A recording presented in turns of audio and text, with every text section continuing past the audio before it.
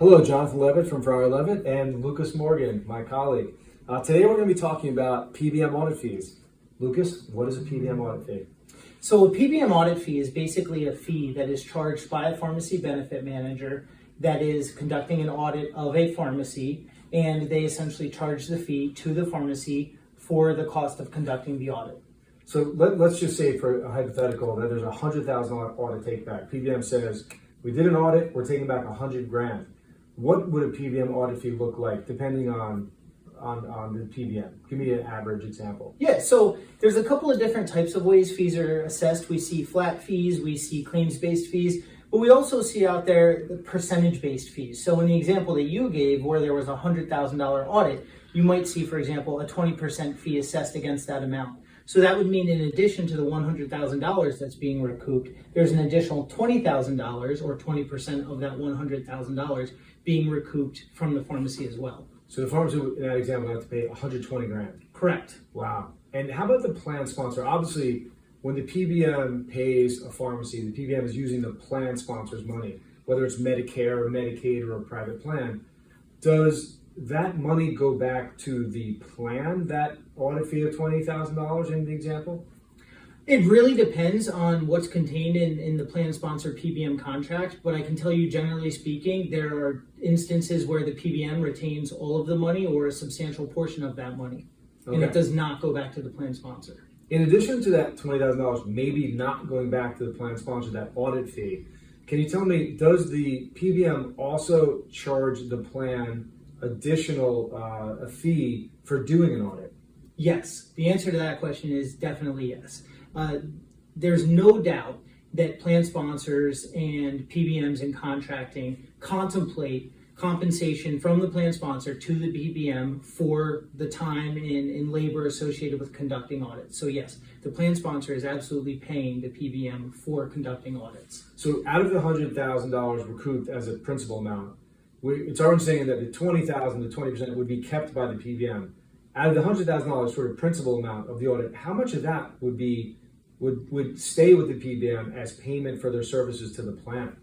And again, this might vary from PBM to PBM and plan sponsor to plan sponsor, but generally speaking, you can assume that some portion of the amount recovered in your example, the $100,000, is being retained by the PBM, presumably for the cost of conducting the audit, and a smaller portion or a portion of that is being returned to the plan sponsor. So let's say, for example, 30%.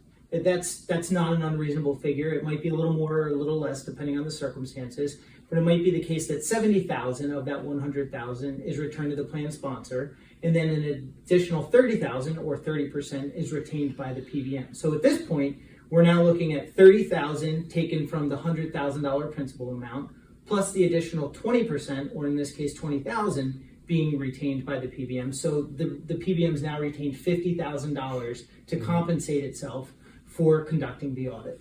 Any law that a pharmacy should know about out there that relates to this PBM audit fee? Yes, definitely. Great question. So the question is, when you start looking at these things and you ask yourself as a pharmacy owner or a pharmacist whether there's anything that can be done about these audit fees, is where do I look for potential remedies? One place, as you said, is the law. Generally speaking, in these types of instances, we'll look at federal law, especially if we're dealing with Medicare. We're also going to look at applicable state law. And generally speaking, that's going to be the state in which the pharmacy is located and also the state in which the PBM is located. And we're going to look to see whether those states have any audit-specific laws. And to be clear, many states have enacted laws that are very specific and apply directly to PBMs and govern how they conduct audits and also the fees that can be charged. In Texas is a really good example. So in the state of Texas, there is a law on the books that directly applies to PBM audits and also addresses audit fees. And I think the real theme surrounding that law in particular, but also other laws in other states, is the idea of reasonableness. And so they really look at all of the different factors and circumstances. And I can tell you that in situations where a PBM is receiving essentially a windfall or double payment for the same services, a 30% fee plus a 20% fee, typically it's not looked upon favorably. It's not really considered reasonable. And in addition, We would also step outside of those audit-specific laws and also look to more generally applicable contract law. One aspect of that is what we call liquidated damages. And so liquidated damages are a very real thing, but in some cases they're enforceable, in some cases they're not. An example of a state where there's some very clear law on that is the state of Arizona. The Supreme Court in the state of Arizona has articulated in very clear detail in recent cases when a liquidated damages provision is enforceable and when it's not. And generally speaking, we're looking for two big things. One, does it really constitute a penalty? And number two, is it reasonable? Pharmacies should be aware that there's law that applies to a PBM audit fee. Plan sponsors should also be aware that these PBM audit fees are being charged, and they should negotiate these provisions with the PBMs. Thank you.